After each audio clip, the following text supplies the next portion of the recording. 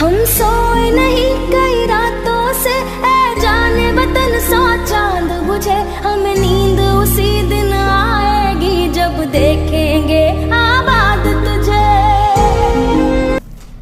कल question number 50 तक objective करवाए थे, है ना, और कुछ शॉर्ट टर्म हम क्वेश्चन करवाए थे। आज हम लोग उससे ऊपर देखेंगे, पढ़ेंगे, ठीक है। चलिए 51 से स्टार्ट करना था। क्वेश्चन कह रहा है limited not appearing the balance sheet but pad eight the time of dissolution of the form. Dissolution of form पे जो लाइबिलिटी होती है वो कैसी होती है, तो मतलब शुरू से ही पार्टनरशिप में जो लाइबिलिटी होती है वो अनरिकॉर्डेड लाइबिलिटी होती है, ठीक है। और इसके बाद नेक्स्ट क्वेश्चन हम लोग का है 52 है, यदि अवकाश ग्रहण करने वाले साझेदारों को अवकाश ग्रहण करने पे उसको देय राशि का पूर्ण भुगतान नहीं किया जाता है तो शेष जो भी हस्तांतरण होंगे, ट्रांसफ़र होंगे, वो किस कहा जाएंगे। देखिए भाई, कभी भी आपको जिक्र हो जाए, कहा गया, हाँ, ड्यू टू फुल अमाउंट, जो यहाँ पर लिखा है कि पैड नहीं हो और इसका जिक्र हो जाए तो ये कहाँ जाएगा, लोन अकाउंट में जाएगा, ठीक है ना। और यदि क्वेश्चन में ये भी दे दें कि लोन अकाउंट हमारा कहाँ ट्रांसफ़र होगा सर, तो उसके लिए भी हम लोग क्या बोलेंगे, लोन अकाउंट ही बोलेंगे, ठीक है। चलिए 53 है, फॉर्म की ख्याति का मूल्यांकन 1 लाख किया गया है। पुस्तकों में ख्याति 50,000 है और पहले से विद्यमान सी को 1/4 हिस्से के लिए प्रवेश किया जाता है। तो इसमें सही आंसर क्या होगा, सही आंसर हो जाएगा इसमें 25,000 हो जाएगा। देखिए इसमें 2 ठो गुडविल है, एक 1 लाख का गुडविल है और एक 50,000 का गुडविल है। एक ये गुडविल जो कि फॉर्म की ख्याति का मूल्यांकन करता है, यानी कि रिवैल्यूएशन करने पे निकला हुआ है, और एक ये जो पहले से विद्यमान है। तो अकाउंटिंग ट्रीटमेंट में किसको अपनाया जाता है, इसको 1 लाख को। तो 1 लाख का आप यदि 1/4 निकालिएगा तो आपका कितना आ जाएगा, 25,000 रुपया आ जाएगा, जो कि इसका आंसर भी होगा। ध्यान दे दीजिएगा, आपका कभी भी क्वेश्चन आएगा तो उस पर ध्यान दीजिएगा। वित्तीय उपक्रमों को छोड़कर अन्य के द्वारा लाभ प्राप्त को रोकड़ प्रवाह के विवरण में दिखाया जाता है। Dividend received by the other than financial enterprises is the shown by the cash flow statement. तो सही इसका जवाब होगा, हाँ, इसका सही जवाब होगा मेरे हिसाब से, हाँ, इन्वेस्टिंग एक्टिविटीज़ जो होगा इसका सही जवाब होगा इन्वेस्टिंग एक्टिविटी, क्योंकि वित्तीय उपक्रम को यदि हम छोड़ दिया जाए और यदि हम प्राप्त रोकड़ के यदि लाभांश को देखें तो निवेश क्रिया में सब शामिल किया जाता है इन्वेस्टिंग एक्टिविटीज़ में। क्वेश्चन नंबर 55 जो है ये क्या कह रहा है कि interested paid by other than financial entrepreneur is show in cash flow statement under, यानी कैश फ्लो स्टेटमेंट जो है वो कहाँ शो किया जाता है इसमें। तो सही जवाब हमारा आ जाएगा इसमें financial activity. Financial activity is right answer. SEBI के अनुसार न्यूनतम अभिधान अंशों का आवंटन के पहले निर्गमित किया जाता है, कितना किया जाता है, 100%। याद रखिएगा, सेबी में हमेशा 100% न्यूनतम अभिधान किया जाता है। एक नई कंपनी अपने अंशों का निर्गमन नहीं कर सकती है। New company can not be the share, किस पर नहीं कर सकती है, डिस्काउंट पर नहीं कर सकती है। यदि डिस्काउंट पर करेगी तो वो कंपनी दिवालिया हो जाएगी या फिर उसको प्रॉब्लम हो सकता है, और स्टार्टिंग में फेस वैल्यू पर निर्गमन किया जाता है।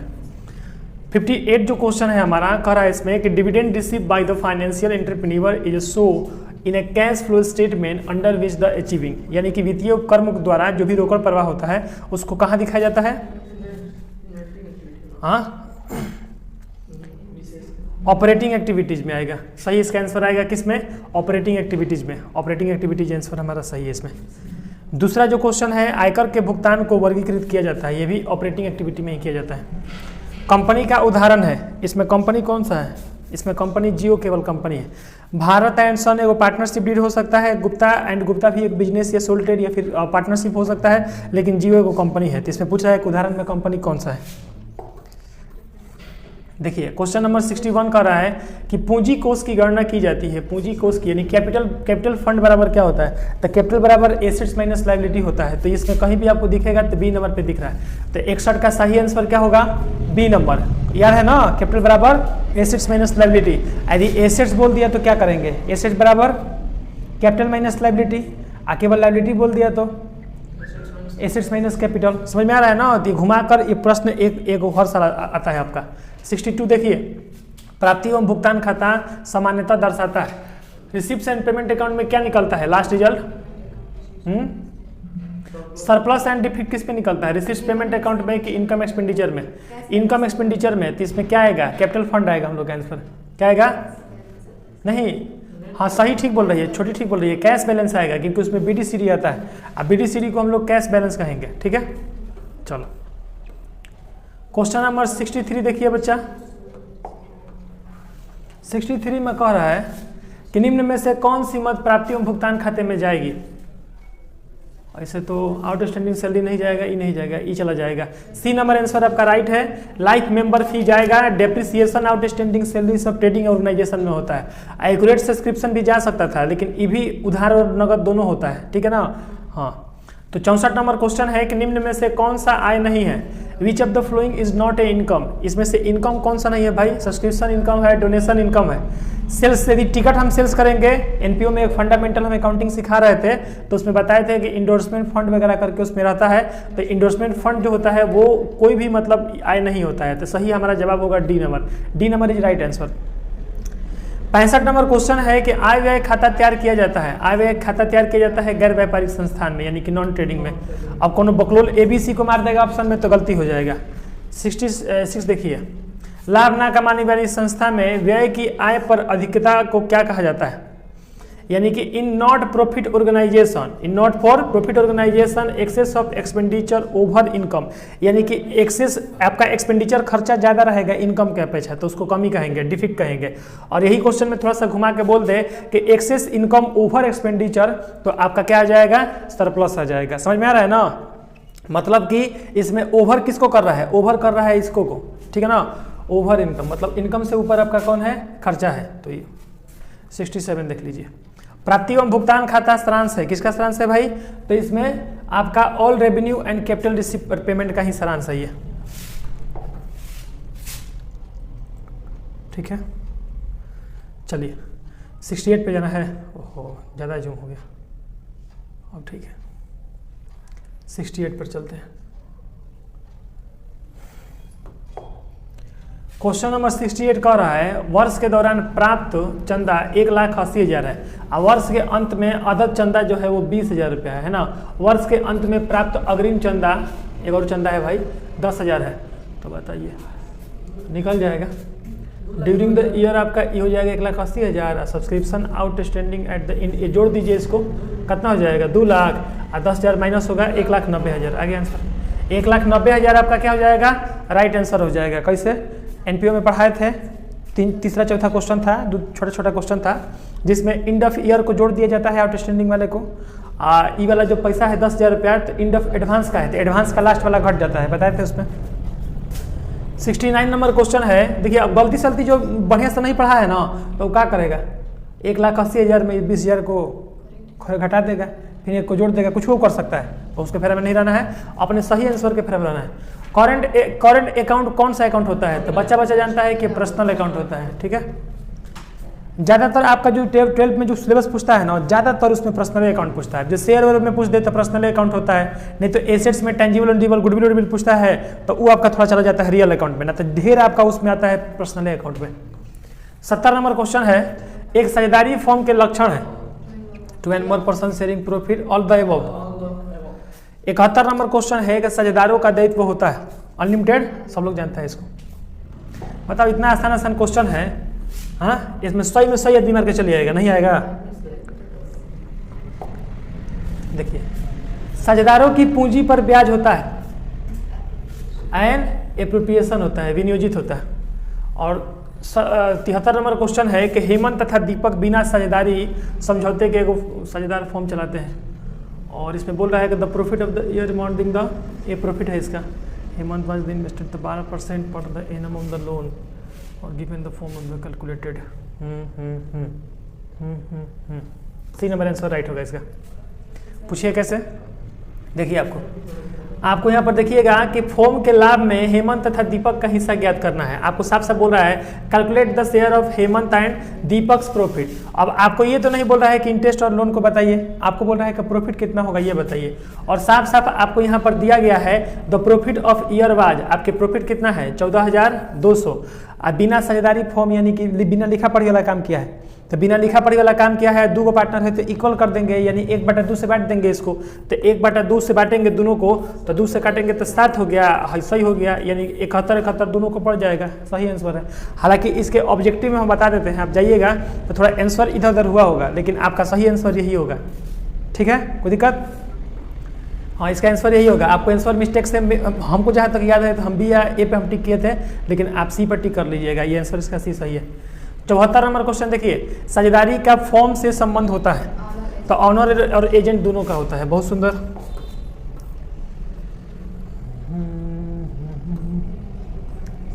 ए, बी तथा सी साझेदार हैं और सी को 1/5 भाग से शामिल किया जाता है। सी अपने भाग के लिए 1,20,000 पूंजी के रूप में लाता है और फॉर्म का शुद्ध मूल्य है। फॉर्म का शुद्ध मूल्य क्या है भाई? 6 लाख होगा। वह क्वेश्चन है, एक बार और पूछा है ऊपर में, कल वाला है। 1,20,000 को उल्टा करके देखिएगा तो आपका ये आ जाएगा 12×5 = 60। 76 नंबर क्वेश्चन है आपका कि नए साझेदार द्वारा नगद में लाई गई ख्याति को क्या कहते हैं?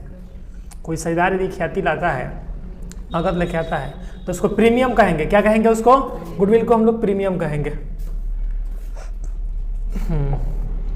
77 क्वेश्चन है कि एक नए साझेदार के प्रवेश के समय सामान्य संचय हस्तांतरित किया जाता है। हाँ, रिवैल्यूएशन अकाउंट में। General reserve at the time of admission of a new partner is a transfer to, revaluation account में भी करते हैं, all partners capital account, profit and loss account, realisation account. यानी कि रिवैल्यूएशन अकाउंट आपका सही है, क्योंकि नया प्रवेश कभी भी करेगा तो आमतौर पे पैसा ट्रांसफर उसी में करते हैं, रिवैल्यूएशन अकाउंट में ही किया जाता है। 78 नंबर क्वेश्चन है कि अ और ब, मतलब ए बी जो है, A B share profit loss in the ratio, 3:1 का रेशियो है, और सी एडमिट हो रहा है 1/4 हिस्से के लिए। तो आपको बोल रहा है कि सेक्रीफाइसिंग रेशियो बताइए। तो सेक्रीफाइसिंग रेशियो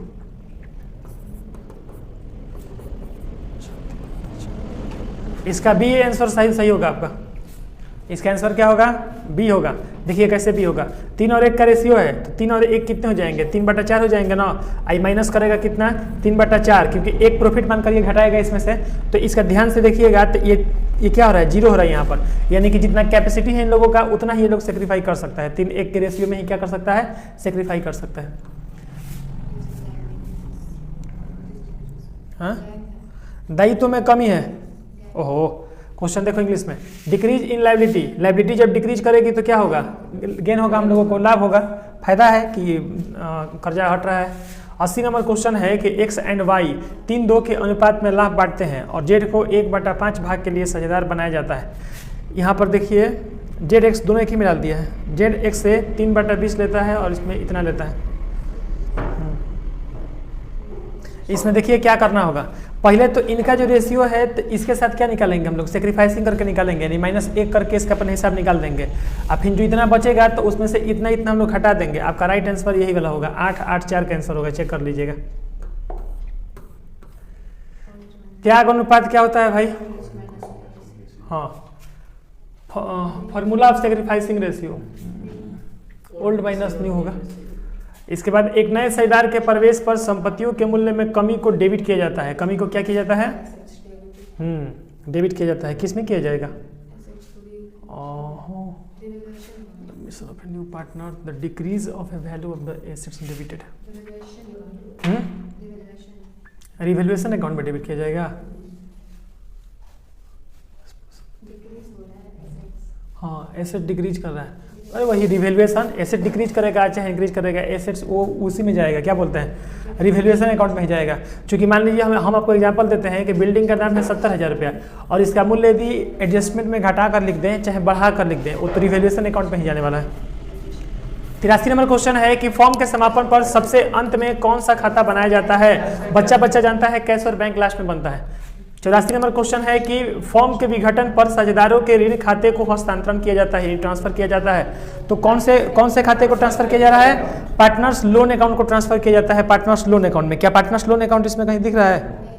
तो नॉन ऑफ दीज मार दीजिए इसमें। पार्टनर्स लोन अकाउंट के जनरली पार्टनर्स लोन अकाउंट में ही डाला जाता है। यदि नहीं ऑप्शन मिल रहा है तो नॉन ऑफ दीज हो जाएगा इसका। 85 नंबर क्वेश्चन है कि फॉर्म के समापन की दशा में संपत्तियों के विक्रय से प्राप्त राशि से सर्वप्रथम भुगतान किया जाता है। फॉर्म के समापन की दशा में संपत्तियों की बिक्री से प्राप्त राशि को sales of assets will be the paid partners capital account में जाएगा। फॉर्म के समापन की दशा में संपत्तियों के बिक्री से जो भी राशि सर्वप्रथम भुगतान किया जाएगा वो पार्टनर्स कैपिटल अकाउंट में, पार्टनर्स लोन अकाउंट में और पार्टनर्स एडिशनल कैपिटल में, आउटस्टैंडिंग क्रेडिटर में। हाँ आउटस्टैंडिंग क्रेडिटर में होगा। सही आंसर इसका होगा आउटस्टैंडिंग क्रेडिट, क्योंकि कभी भी फॉर्म का समापन होगा यानी कि डिसोल्यूशन ऑफ फॉर्म होगा तो सबसे पहले हम लोग किसका निपटारा करेंगे, बाहरी लेनदारों का पहले हम लोग करेंगे, भुगतान करेंगे। आउटस्टैंडिंग लायबिलिटी में हुआ, सही है इसका। 86 नंबर क्वेश्चन है कि यदि फॉर्म की कुल संपत्ति 3,25,000 हो और कुल बाह्य देनदारी 45,000 हो तो इसका आंसर हमको सीधे दिख रहा है, क्या होगा इसका आंसर बताइए तो। हमको तो सही दिख रहा है इसका आंसर। हाँ बोलो 2,80,000, ये में कौन पढ़ाई करना है। अरे भाई एसेट्स यहाँ पर दिया हुआ लिखा है संपत्ति नो, इंग्लिश में देख लो, एसेट्स दिया है यहाँ पर, लायबिलिटी दिया है यहाँ पर, कैपिटल बराबर एसेट्स माइनस लायबिलिटी होता है तो घटा देंगे, जिसको नहीं मालूम है तो जोड़ियों को मार देगा, ठीक एंड में गिनेगा मारेगा ठीक, उसमें नहीं होता है, एक से रहता है लोग। देखो यहाँ पर 87 नंबर क्वेश्चन क्या कर रहा है बच्चा, ध्यान से देखिएगा। फॉर्म के समापन की दशा में है ना वसूली खाते को डेबिट किया जाता है। कब किया जाता है वसूली खाते को डेबिट? रियलाइजेशन अकाउंट को कब डेबिट किया जाएगा? जब एसेट्स रियलाइज होगा, लायबिलिटी रियलाइज होगा, या any asset taken over the partner one, यही होगा जी। सही आंसर यही होगा, किसी साझेदार द्वारा ली गई किसी संपत्ति से डेबिट कर दिया जाएगा। अब देखिए यहाँ पर, अब बोल रहा है यहाँ पर कि न्यायालय द्वारा एक साझेदार का दिवालिया घोषित हो जाना फॉर्म के किस प्रकार के समापन के अंतर्गत आता है? किसी घटना के घटने की स्थिति में आएगा। आ रहा है समझ ना? देखो न्यायालय द्वारा यानी कोर्ट बाई कोर्ट कब कर सकता है किसी को? On happening the certain contingency, यानी किसी घटना के घटने पर और न्यायालय द्वारा आदेश आ सकता है दिवालिया घोषित होने के लिए। 89 नंबर क्वेश्चन है कि अंश आवंटन खाता है, द शेयर आ गया ना तो पर्सनल अकाउंट पे घुस जाना है। 90 नंबर क्वेश्चन है कि अंशों का अधिमूलन पर निर्गमन है, अंशों पे रुक जाओ, premium on issue of debenture, अंशों का अधिमूलन, कैपिटल गेन है, कैपिटल लॉस, प्रीमियम करेगा तो फायदा होगा कि लॉस होगा उसको, जनरल लॉस। अंशों का अधिमूलन पर निर्गमन मतलब कि प्रीमियम ऑन इशू करेंगे, जैसे मान लो शेयर पे 100% होगा, प्रीमियम पे 120% पे इशू हो जाएगा ना, तो मेरे हिसाब से क्या होना चाहिए सर, इसमें कैपिटल गेन होगा। क्या होगा इसमें कैपिटल गेन होगा, क्योंकि प्रीमियम पर जब भी करेंगे किसको गेन होगा? कंपनी को तो गेन हो जाएगा ना, कंपनी को क्या होगा? गेन हो जाएगा इसमें, क्योंकि कभी भी प्रीमियम मान लो कि 100 रुपया एड पर पे है, एड प्रीमियम पे 120 रुपये हो जाएगा, और डिस्काउंट पे मान के चलो कि 20 रुपये घट गया तो 80 रुपये हो गया, तो इसमें तो घाटा है भाई, डिस्काउंट में तो कंपनी को घाटा है, और 100 रुपया इसमें एक्यूरेट है, 120 रुपये इसका फायदा है, तो हम लोग कंपनी के अकाउंट बनाएंगे तो कंपनी के लिए फायदा है, तो क्या बढ़ेगा उसका? पूंजी बढ़ जाएगा। तो दोनों ऑप्शन सही है, तो दोनों में ये पहले आ रहा है तो इसको हम टिक कर दिए। एक कंपनी अपने अंशों को प्रीमियम पे भारतीय अधिनियम 2013 की किस धारा के अंतर्गत जारी करती है? तो सही इसका आंसर हो जाएगा 52 के तहत में कोई भी जैसे शेयर होता है तो 50 कंपनी एक्ट 2030 सेक्शन 52 के अनुसार इसको जारी किया जाता है, इसको ध्यान दीजिएगा। और 53 जो पढ़े थे वो दूसरा चीज़ था। अंशधारी प्राप्त करते हैं, अंशधारी क्या प्राप्त करते हैं? डिविडेंड प्राप्त करते हैं, डिविडेंड सही आपका आंसर है इसमें, बुझा रहा है ना? क्योंकि अंशधारी शेयर होल्डर जो होंगे तो वो लाभांश लेंगे, कंपनी में लाभ लेते हैं। अंशों के अधिमूलन को आर्थिक चिट्ठे के किस पक्ष में दिखाया जाता है? तो सही आंसर हो जाएगा premium on issue of share issue on which side of the taken. इसमें लायबिलिटी साइड होगा, अब थोड़ा जाइए पीछे बैक में, एक मिस्टेक हो गया यहाँ पर, कहाँ गया हम लोग का? इसमें आपका कैपिटल लॉस होगा, अंशों के अधिमूलन पर जो निर्गमन हुआ था प्रीमियम ऑन इशू, इसमें कैपिटल लॉस आंसर सही होगा। और इसमें जो premium on issue of share जो कर रहा है तो ये किस साइड में जाएगा? लायबिलिटी साइड में जाएगा, क्योंकि इसमें घाटा है। चलिए, कंपनी प्रतिभूति प्रीमियम का प्रयोग कर सकती है, किस कंडीशन में कर सकती है बच्चा? Company can utilise security premium. Security premium किस कंडीशन में कर सकती है? Issuing fully paid bonus, paying invisible.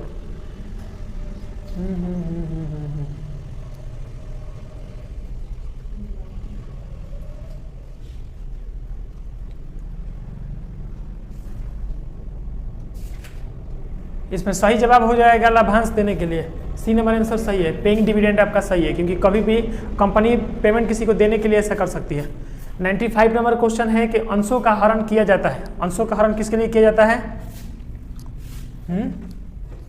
Share of four feature. Share of four feature किसके लिए किया जाता है? सभा में उपस्थित ना होने की स्थिति में। गलत आंसर। मांगी गई राशि का भुगतान ना करने पर, मांगी गई राशि का भुगतान नहीं करने पर, इसी में फोर फीचर होता है।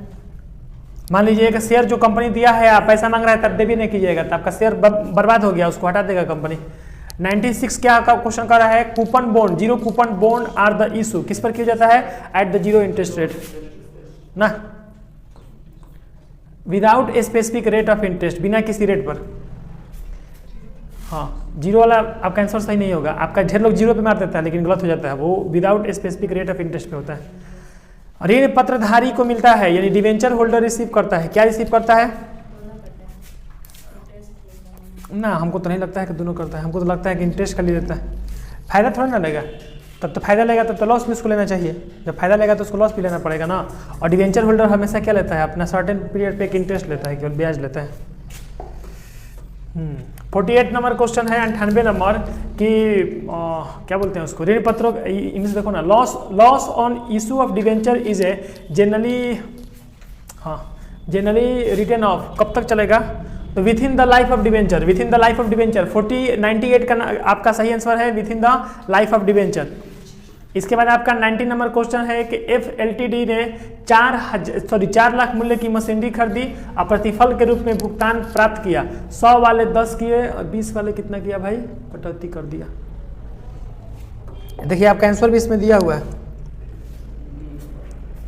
इसका सही आंसर होगा सी, आपका बी आंसर गलत है इसमें। इसका आंसर आपका सी होगा। बी किसी भी कंडीशन में 5 लाख नहीं हो सकता है इसमें। देखिए आपको हम समझा देते हैं।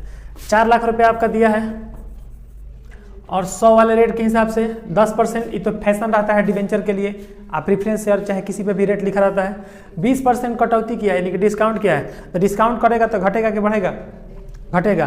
तो 4 लाख का 20% कितना निकल जाएगा? 1 0 से 1 0 कट गया, इतना कितना निकल गया? 80,000। यानी 4 लाख में 80,000 माइनस होगा तो 3,20,000 आंसर नहीं आ जाएगा। तब यदि आप इसको बढ़ाइएगा तो आपका आंसर नहीं आएगा। आप बढ़ा घटा कर देख लीजिए, आपका किसी कंडीशन में 5 लाख आंसर नहीं आएगा, क्योंकि ऐसे ही दिख रहा है। 20% है नहीं है तो 80,000 का हेर फेर आएगा। यदि आप इसको ऐसे भी कर दीजिएगा, 4 लाख मल्टीप्लाई 20 अब बाटा में 120, तो आ जाएगा आपका 6 बार में, फिर आ जाएगा 3 बार में, ये आ जाएगा 2 बार में, फिर भी अब आंसर आपका पॉइंट में गिरेगा आंसर। अब समझ में आ गया ना? देखिए 100 नंबर क्वेश्चन है, ऋण पत्र प्रायः कंपनी की संपत्तियों पर क्या होता है भाई? तो सही आंसर इसका होगा सिक्योर्ड, रक्षित होगा। इसका आंसर सही है। तो आपका मिस्टेक इसमें हुआ था, एगो वाला जो पिछले कुछ था, मैथ था कि क्या था नहीं बताएंगे, मतलब उसमें एगो मिस्टेक हुआ था। 2 जगह इसमें आंसर मिस्टेक से गलत हो गया था। क्या आपको समझ में आया? अच्छा लग रहा है? ये सब करवा दिए थे कल? कहाँ तक गए थे बताइएगा। इसमें शॉर्ट टर्म में सब हो गया था? शॉर्ट टर्म में सब नहीं हुआ था। ये मैथ हुआ था उसमें? अच्छा मैथ ही बचा था इसमें का। 23 नंबर क्वेश्चन। 23 नंबर क्वेश्चन कह रहा है कि ए, बी एंड सी लाभों को 2-2-1 के अनुपात में बांट रही है और 30 जून 2020 को बी की मृत्यु हो जाती है, यानी बी टपक जाता है, यानी कि ये रेशियो यहाँ से हटेगा आगे चल के। ख्याति के प्रति 31 मार्च इतना में 60,000 रुपये का। समाप्ति वर्ष की बिक्री, यानी कि प्रॉफिट ऑफ सेल्स पहले निकलना पड़ेगा। और क्या कर रहा है इसमें? कुल बिक्री कितना है भाई इसका? 2 लाख रुपया कुल बिक्री है। ये 2 मिनट में निकल जाएगा। देखिए इन द प्रॉफिट बराबर 60,000 मल्टीप्लाई 100 और डिवाइडेड 6 लाख। 3 0 से 3 0 स्वाहा, 1 0 से 1 0 ये गया, 6 से 6 ये गया, 1 0 से 1 0 आपका ये गया, कितना आ गया? 10 10%? नो, नहीं आया। 10% आपका क्या गया, ये आ गया आपका। तो हाँ 10% आ गया तब तो निकल ही जाएगा। फिर 2 लाख रुपये आपका आया है ना, 2 लाख रुपये आपका क्या है, कुल बिक्री है। तो टोटल सेल लिख दीजिए, टोटल सेल्स बराबर 10% आपका इसमें से निकला है, तो 2 लाख रुपये टोटल सेल्स का दे रहा है वहाँ पर, तो 2 लाख में 10% निकाल दीजिए 100, मतलब कि आपका कितना जाएगा 20,000। नो, आपका आंसर कितना जाएगा 20,000। अब 20,000 में कौन टपक रहा है, बी टपक रहा है, तो लिखिएगा 20 कैपिटल बराबर, तो गुना हो जाएगा कितना 2/5 से, तो 4 × 5 = 20, 4 दूनी 8, आपका 8,000 रुपये इसका आंसर आएगा। यही इसका आंसर होगा 8,000 रुपया। आ गया समझ में कि नहीं आया? बना सकते हैं, ऐसा क्वेश्चन आ जाएगा तो कोई दिक्कत है इसमें? कोनो दिक्कत नहीं है, छोटी छोटी सब प्रश्न है कुल, छोटी मोटी कुल। चलिए देखिए 24 नंबर क्वेश्चन है आपका कि राहुल मिश्रा ने फॉर्म को 4,000 रुपये का ऋण दिया और 10% वार्षिक ब्याज पाने का दावा करता है। बहुत बढ़िया है कि दावा करता है। क्या उसका दावा सही है? यदि साझेदारी संलेख इस विषय पर मौन है तो क्या होगा? तो गलत है इसका दावा, नहीं है। इसका आंसर लिखिएगा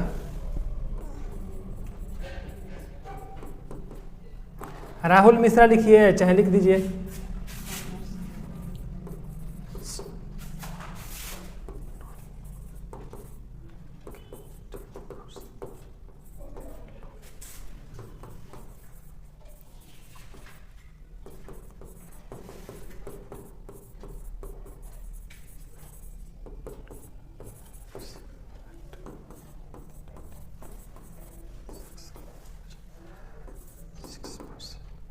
सिक्स 6% लोन प्रोवाइड करता है।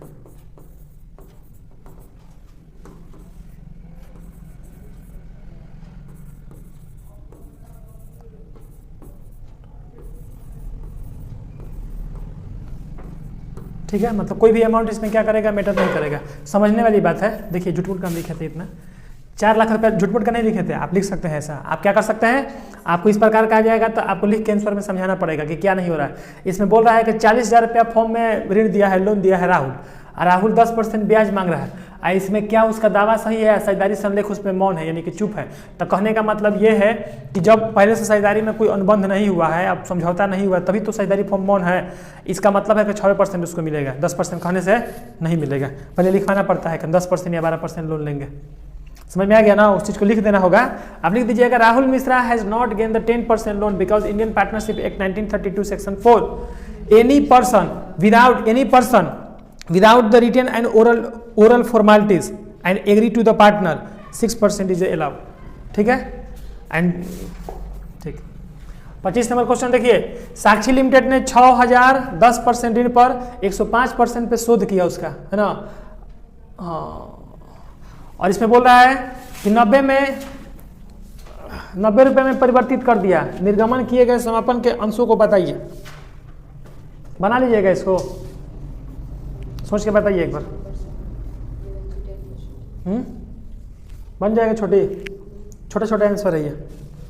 6,000 रुपया साक्षी लिमिटेड ले रही है, ठीक है, 6,000 रुपया, और 6,000 में कह रहा है यहाँ पर कि ऋण पत्र पर कितना है 105% शुद्ध है, और 100 वाले समता अंश 90 में परिवर्तित हो चुके हैं, 90 में यानी कि कन्वर्ट हो चुका है।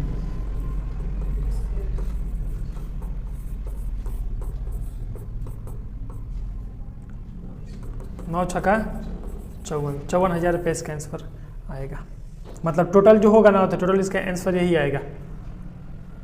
लिख सकते हैं कि इसमें लागू किया गया है एट डिस्काउंट को, इसमें एट डिस्काउंट को लागू किया गया है। और आपको ऐसे करके मतलब उसमें फिगर आप दिखा सकते हैं, या इसका आंसर केवल एट डिस्काउंट भी लिख सकते हैं। लेकिन एट डिस्काउंट लिखने से नहीं होगा, ये दिखाना पड़ेगा आपको। यानी कि होने वाला था कितना पे 60,000 रुपये, मतलब वही 6,000 रुपये होने वाला था, चूंकि 100 वाले अंश था, लेकिन 90 में ही क्या कर दिया गया, उसको परिवर्तित कर गया, इसलिए उसमें इफेक्टेड हुआ। 26 नंबर क्वेश्चन देखिए, एक फॉर्म रंजन स्टॉक के औसतन लाभ है 30,000 रुपया और व्यवसाय के विनियोजित पूंजी कितने हैं 2 लाख रुपया। 2 लाख रुपया है इसका पूंजी, और यदि कह रहा है कि सामान्य लाभ दर कितना है 10% है, 10% है, माइनस करना पड़ेगा। बन जाएगा। कितना इसका आंसर आएगा बता सकते हैं? 1,70,000 आएगा। आज 10%, आज 10% कहाँ जाएगा? इसका आंसर 10,000 रुपये आएगा। तुम लोग करके देख लो, हम देख लेंगे। इसका आंसर 10,000 रुपये आएगा। 2 लाख रुपये का पूंजी दिया है ना, कैपिटल बराबर 2 लाख रुपया। ये बोल रहे हैं ना कि सामान्य लाभ दर जो है वो 10% है, तो 10% निकाल दो इसका, 20,000 रुपया जाएगा। 20,000 आ गया। और 30,000 रुपये में से माइनस करेंगे। एवरेज प्रॉफिट तुम्हारा कितना दिया है? हाँ, और तुमको नीचे में क्या निकालना है? सुपर प्रॉफिट निकालना है। तो सुपर प्रॉफिट बराबर क्या होता है? सुपर प्रॉफिट बराबर average profit minus normal profit. तो एवरेज प्रॉफिट दिया है 30,000 रुपया, और नॉर्मल प्रॉफिट का प्रतिशत कितना निकला है? 20,000 निकला है। तो आंसर कितना आ गया? 10,000। हम एक बार देख लेंगे तो उसको बता देते हैं किसमें ये आंसर होता है। बनाया हुआ क्वेश्चन है, कितना बार इसका बनाया गया है। ये सब क्लियर हो रहा है ना? कोई दिक्कत कहीं से? 27 नंबर पे चलते हैं। अब 27 नंबर क्वेश्चन है कि किसी साझेदार के अवकाश ग्रहण करने पर ख्याति का लेखांकन किस प्रकार किया जा सकता है। कोई यदि साझेदार अवकाश करेगा यानी कि जाएगा, तो ख्याति का लेखांकन यानी अकाउंटिंग ट्रीटमेंट कैसे करेंगे? रिमेनिंग देखो इसका करेंगे, remaining partners capital account debit, और 2 में इसमें होगा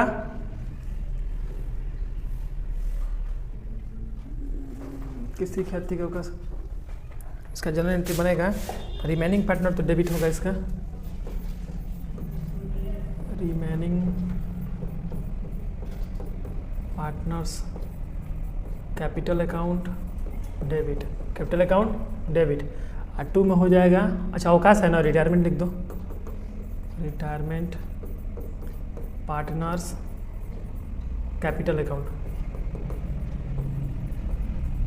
आ रहा है समझ में? आपको इसमें एंट्री करके बताना होगा remaining partners capital account debit 2 में रिटायरमेंट पार्टनर्स कैपिटल अकाउंट। किस कंडीशन में? जब किसी साझेदार के अवकाश ग्रहण करने पर ख्याति का लेखांकन इसी प्रकार होता है। अब बोलेगा कि एडमिशन के समय किसी का भी मतलब ख्याति की गणना कैसे किया जा सकता है, तो लिखना होगा रिमेनिंग पार्टनर्स अकाउंट डेबिट, और 2 में लिखना होगा एडमिशन ऑफ पार्टनरशिप। डेथ का टाइम पे पूछेगा तो ई कंडीशन में यही रहेगा, खाली हाई वाला बदल जाएगा उसमें। अवकाश के टाइम पे रिटायरमेंट, डेथ के टाइम पे डेथ, एडमिशन के टाइम पे एडमिशन हो जाएगा बस। हालांकि एडमिशन के टाइम पे कोई अवकाश ग्रहण नहीं करता है, खास करके डेथ पे या रिटायरमेंट नहीं होता है ना। तो तुमको क्या लिखना होगा? Remaining partners capital account debit, और 2 में अवकाश किया है तो रिटायरमेंट, मुआ है तो डेथ, नहीं तो डेथ वाले में भी लिख सकते हैं profit and loss account debit, और 2 में इसको लिख सकते हैं। चलो इधर देखो, या स्क्यूटर्स अकाउंट डेबिट लिख सकते हैं, पार्टनर्स स्क्यूटर अकाउंट डेबिट 2 में। 28 नंबर क्वेश्चन है कि लाभ ना कमाने वाली संस्था किसे कहते हैं? What is NPO? What is a non profit, मतलब कि एनपीओ क्या है? लिखेंगे लिखेंगे any business to the primary motive for the social welfare, not for the profit earning, it is called the non profit organisation. ऐसी संस्था जिसका उद्देश्य लाभ कमाना नहीं अपितु समाज का सेवा करना है, उसे लाभ ना कमाने वाली संस्था कहते हैं। ऐसी में घुमा कर पूछ दिया कि लाभ कमाने वाली संस्था कौन होता है, तो कहिएगा कि any organisation primary motive to the profit earn, यानी कोई भी संस्थान जिसका प्राथमिक उद्देश्य लाभ कमाना है उसे हम लोग क्या कहते हैं? लाभकारी संस्थान कहते हैं। जैसे जियो कंपनी, टाटा कंपनी, 10 गो कंपनी का 2-4 गो कंपनी का नाम दे देना है। कंपनी क्या नहीं होगा भाई, ये नहीं बोल रहे हैं, क्वेश्चन घुमा के बोल रहे नहीं, क्वेश्चन यदि घुमा के पूछेगा तो दिमाग कहाँ है तुम्हारा? पुनर्मूल्यांकन खाता क्या है? What is revaluation account? Revaluation accounts means the revaluate of the assets and liability for the certain period या फॉर द टाइम। किसी भी समय में हम लोग यदि मूल्यांकन करेंगे तो उसको आ जाएगा। अब देखिए यहाँ पर निजी कंपनी की कोई 2 विशेषताएं बताइए। State any 2 characteristics of A private company. Private company की 2 विशेषता में हम बोल देंगे कि दो मिनिमम होता है और 200 मैक्सिमम होता है। पहले ये को बोल देंगे। इसके बाद आर्टिफिशियल पर्सन हो सकता है, अनलिमिटेड लायबिलिटी हो सकता है, ये सब देखो अथी है। पैसा जो होता है, शेयर जो होता है, share not transfer, share can not be transfer, वो अपना ट्रांसफर नहीं कर सकता है, पब्लिक वाला ट्रांसफर कर सकता है। एक और होता है, उसमें 3 गो होता है, क्या उसको बोलते हैं हम लोग? पूर्वाधिकार अंश में और समता अंश में क्या अंतर है? देखो तो कितना बड़ा क्वेश्चन है, वो लॉन्ग टर्म में पूछ रहा है question. Difference between preference share and equity share. क्या अंतर है प्रीफरेंस शेयर में और इक्विटी शेयर में?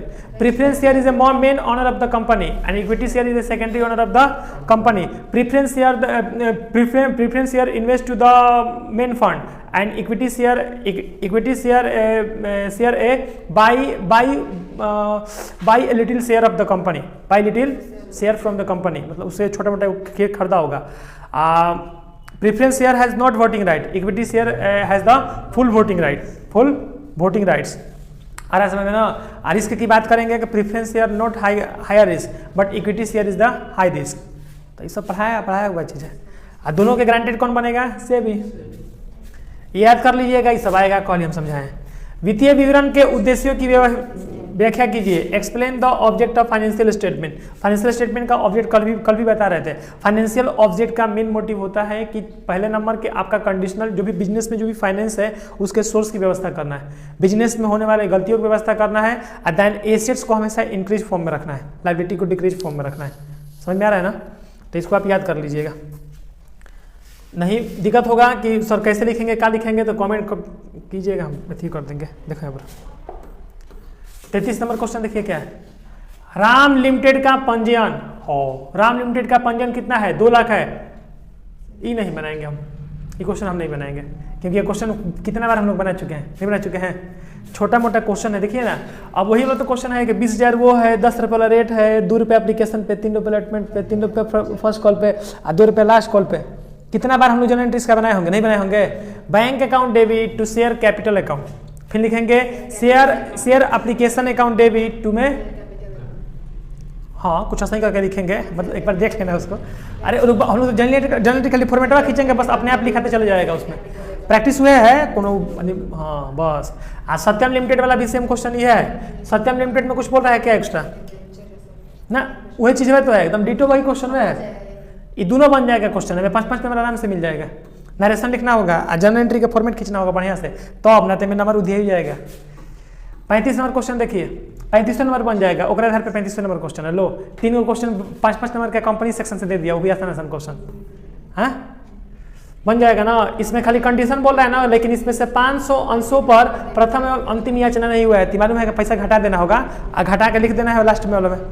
लास्ट में जो भी अमाउंट है ना 5,000 में 500 रुपये घटा देना, 4500 आ जाएगा. और 4500 के साथ लास्ट वाला जो अमाउंट है 40 रुपया प्रथम और अंतिम पे गुना कर देना, हो जाएगा. इस समय कोई दिक्कत है? 36 नंबर देखिए क्वेश्चन क्या है. निम्नलिखित सूचनाओं से एक कंपनी की चालू संपत्ति की गणना करना है. Calculate the current assets. उसमें का है, क्या बोलते हैं, ब्रेक इवन एनालिसिस वाला में का है सब क्वेश्चन. 5 नंबर का आता है सब क्वेश्चन. ये आता है, कभी कॉमन स्टेटमेंट आ जाता है, आएगा कभी साइज स्टेटमेंट आ जाता है. बन जाएगा ये सब क्वेश्चन. देखो ये सब आसान क्वेश्चन होता है. आसान नहीं होता है, ऐसा नहीं बोल सकते इसको. 3 लाख रुपया है इसका बिक्री. बिक्री का परसेंटेज कितना है? 20 रुपया.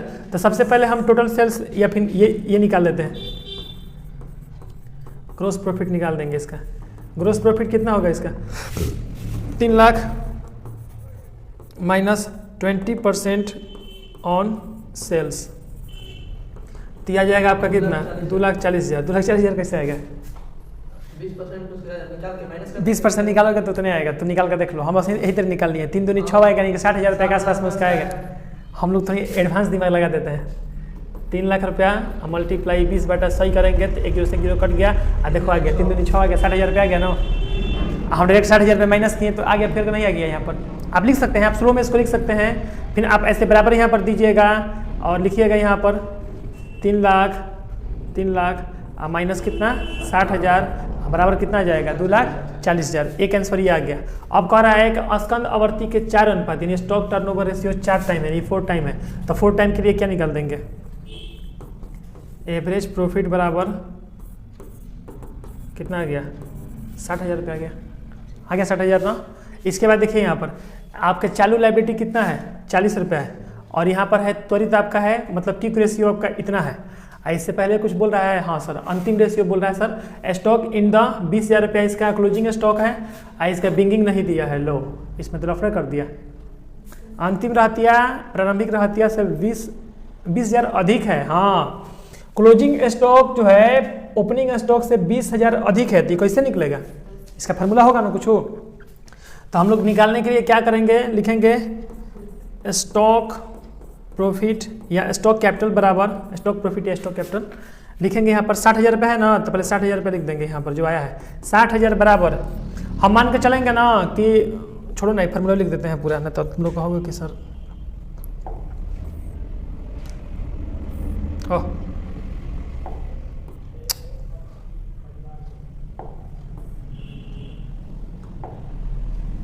बराबर होगा, ठीक है।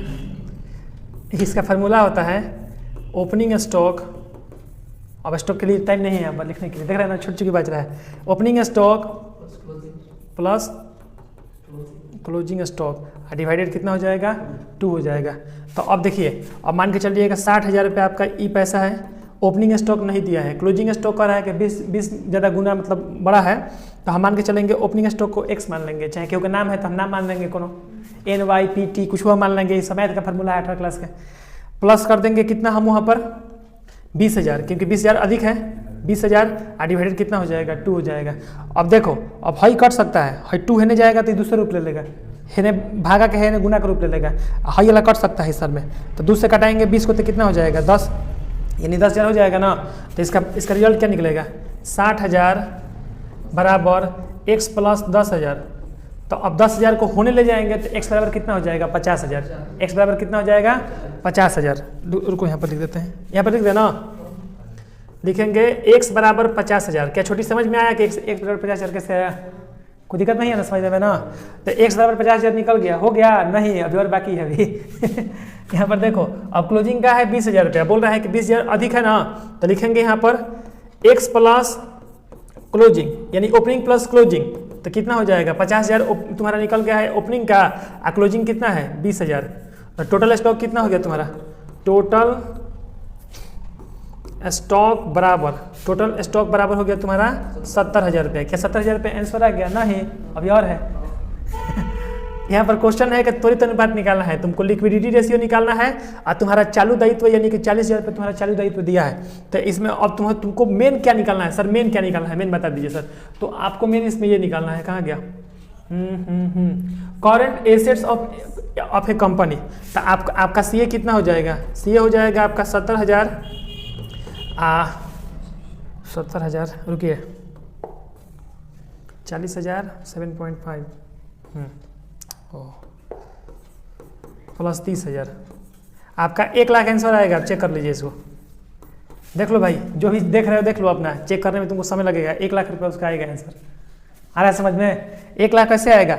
अब ये टोटल स्टॉक मेरे पास कितना आ गया है 70,000 रुपया। अब केवल इन दोनों का प्रोसेस करना है। एक तुम्हारा ये है लिक्विडिटी मतलब लिक्विडिटी रेशियो बोलो चाहे क्विक रेशियो बोलो, ऊपर में भी हम लोग मारे हैं इसका ऑब्जेक्टिव। क्विक रेशियो है और करंट रेशियो है। तो आपका टोटल रेशियो आपका कैसे निकलेगा, मतलब आपका कैपिटल कितना निकल जाएगा? तो आपका 30,000 रुपये का कैपिटल आ जाएगा। कैसे आएगा यहाँ पर? तो देखिए लिक्विडिटी आपका कितना है 40,000 रुपये है। 40,000 में मल्टीप्लाई कर दीजिए कितना, 0.57 से मल्टीप्लाई कर दीजिए, आपका आंसर वही पकड़ के आएगा। आप ध्यान से मतलब आप कर लीजिएगा, अब हम उसमें क्या करें कि कर दें इसको। अरे पॉइंट हटाओ 100,000, 0 हटाओ 30,000, तो मल्टीप्लाई करके देख लेना, तुम्हारा कैलकुलेटर पे 30,000 रुपये ही आएगा। आ रहा है ना? इतना दिमाग है मेरे पास, ठीक है, क्योंकि हम खुद ही समझ जाते हैं कि 40,000 है तो यानी 100% होगा। इसमें बोल रहा है 75 पॉइंट में बोल रहा है, तो यानी कि उसमें 25 को हमको घटाना पड़ेगा, यानी कि 30 पे लाना पड़ेगा उसका आंकड़ा। ये वो कैलकुलेशन है। और यहाँ पर 0.50 रहता है ना, सीधे हम 20,000 लिख देते हैं वहाँ पर, और 0.25 रहता है ना, तो सीधे हम यहाँ पर 10,000 रुपये जोड़ देते हैं, क्योंकि इतना मेरा दिमाग फर्स्ट में काम कर लेता है मैथ्स में। ठीक है, चलो 1 लाख रुपया हो गया। क्या ये क्वेश्चन समझ में आया? इस प्रकार का क्वेश्चन आएगा तो बना सकते हैं। मिला जुला कर ये है ना कि ये सब क्वेश्चन का प्रैक्टिस करना पड़ता है। समझ में आ रहा है ना? क्योंकि अंतिम जो कंपनी सेक्शन का 2-3 चैप्टर है ना, वो थोड़ा हार्ड चैप्टर होता है, मतलब उसका मैथ प्रोसेस थोड़ा लंबा जाता है। तो आप इसको इस तरह भी प्रैक्टिस कर सकते हैं, अन्यथा कहिएगा तो हम पढ़ा भी देंगे उसको। क्लियर हो गया ना? चलिए अब अच्छा बच्चा की तरह हम लोग क्वेश्चन नंबर 37 भी बना लेंगे। The flowing are the position of current assets और करेंट लायबिलिटी। आपको करेंट एसेट्स और करेंट लायबिलिटी बताना है। देखिए यहाँ पर डेटर का पैसा दिया हुआ है, 19-20 का आंकड़ा है, और आपको वर्ष के दौरान में ड्यूरिंग द ईयर दिया है। क्या आपने एनपीओ में इस प्रकार का क्वेश्चन बनाया है? कोई सोचिए, याद कीजिए उसको। क्या बना सकते हैं इसका क्वेश्चन? अच्छा ये बताइए, बिना बनाए हुए बताइए इसका आंसर कितना आएगा? बिना बनाए हुए इसका आंसर कोई बता सकता है? बिना बनाए हुए बताना है कि इसका आंसर कितना आएगा। जो बता देगा हम मान जाएंगे कि वो विद्यार्थी पढ़ा हुआ विद्यार्थी है। हाँ, हमको तो दिख गया। कितना आएगा बोलो? तुम पूरा माइनस प्लस कर लो, इसका 52,000 रुपये आंसर आएगा इसका।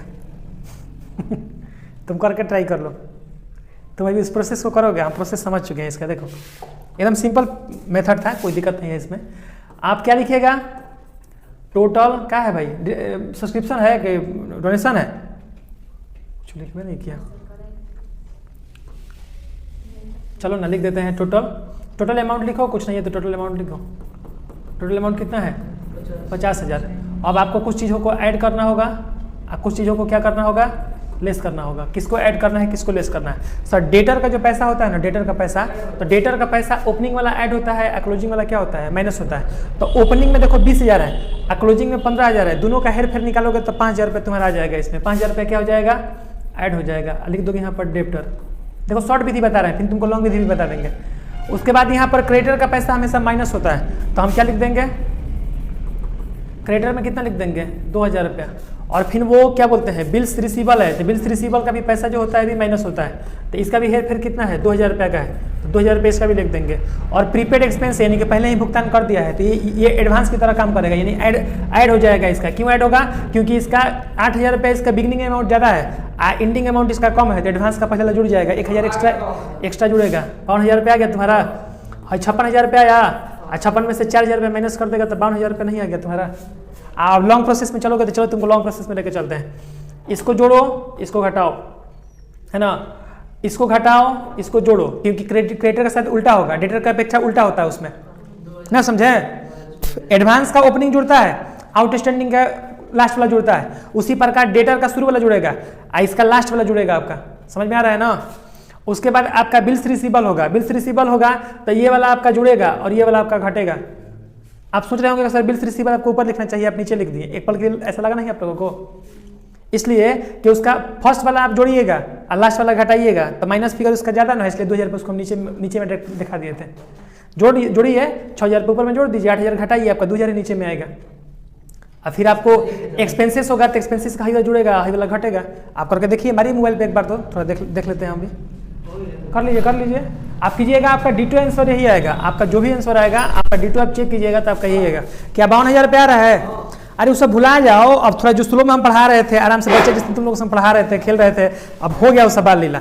और जो मेन जो चल रहा है, तो एग्जाम पर्पस चल रहा है, इसमें हम जीनियस दिमाग इस्तेमाल करेंगे। आ रहा है समझ में ना। रजनीगंधा का प्रचार कैसे देता है, देखते हो ना, यूं ही नहीं बन जाते हैं हम रजनीगंधा, सुबह सुबह निकल जाते हैं हम नए जीवन के खोज में। अब ये क्वेश्चन नंबर 38 है, क्या इसको बना लीजिएगा। एक बार आप क्वेश्चन देख लीजिए, ध्यान से देख लीजिए क्वेश्चन, यदि प्रॉब्लम है तो पूछ लीजिए हमसे। ये पार्टनरशिप का क्वेश्चन है। इसमें देखिए, इसमें हम आप ध्यान से देखिएगा ना, पूरा प्रोसेस कीजिएगा, हम 2-3 मिनट में इसका प्रोसेस निकाल देंगे। देखिए आप सबसे पहले तो ये रेशियो देख लीजिए ध्यान से, ठीक है ना। और ये क्वेश्चन में ध्यान से देखिएगा कि इसमें करना क्या होता है, हमें रिजल्ट ये होता है क्लास में करना क्या होता है। तो बोलता है प्रिपेयर, सबसे लास्ट वाला अक्षर पढ़िए, सबसे लास्ट वाला लाइन को पढ़िए, prepare realisation and partners capital account. आपको रियलाइजेशन अकाउंट बनाना है और आपको पार्टनर्स कैपिटल अकाउंट बनाना है, तो इसको आराम से नहीं, इसको फॉर्मेट में देकर ही बनाना पड़ेगा। समझ में आ रहा है ना। तो क्या बना सकते हैं रियलाइजेशन अकाउंट और पार्टनर्स कैपिटल अकाउंट पढ़ा है ना, तो इसको बना लीजिएगा। कल के आपका होमवर्क यही है 38 नंबर। आप चाहे तो क्वेश्चन का फोटो खींच लीजिए या चाहे लिख लीजिए, इसको कल बना कर लाइएगा, ठीक है। फोटो खींच लीजिए, इसका बना के इसको लाइएगा, कल हम देखेंगे कि आपका सही बना है कि गलती बना है। क्योंकि ऑलरेडी आप 3-4 मैथ सॉल्व किए उधर ना, तो मैथ नहीं भी सॉल्व कीजिएगा तो फिर भी आपका नंबर आता ही गया, ऊपर में नहीं आ गया, लेकिन फिर भी आपको हम दे देते हैं एगो। अच्छा छोड़ो ना, टेंशन मत लो, एगो फोटो कोई खींच लो, मेरे व्हाट्सएप पर सेंड कर देना, हम छोटी को सेंड कर देंगे। हो गया, मत लिखो, रहने दो। कंप्लीट हो गया अकाउंटेंसी। क्या आपको अकाउंटेंसी का सेट 1 अच्छा लगा। और सोचिए कि सेट 1 में आपने कितना चीजों को सीखा। आपने उतना चीजों को सीखा जो आप 10-15 दिन में भी नहीं सीखते हैं। समझ में आ रहा है ना। तुम लेट कहाँ आए हो भोला सिंह। अरे पगला, तुमको जब अकाउंटेंसी का हम बोल रहे हैं सेट करना है तो तुमको आ जाना चाहिए टाइम पे। लास्ट समय चल रहा है, जो जीता वो सिकंदर वाला खेल चल रहा है यहाँ पर। अब वो सब भुला जाओ, पुराना सिस्टम। यहाँ पर जो मिक्स किया इसको तो वो पछताएगा। हम खोल के इस बात को बोलते हैं।